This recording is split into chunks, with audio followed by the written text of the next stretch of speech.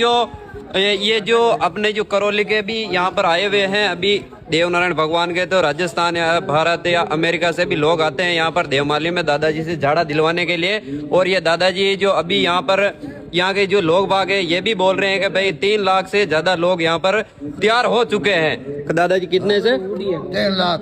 3 लाख आदमी तो मेरी गिनती में है कि भाई 3 लाख और भी बता हो गया तो ठीक है, 3 लाख तो हो गया। 3 लाख तो हो गया है। और आपके जो अभी कैंसर कहाँ पर है आपके?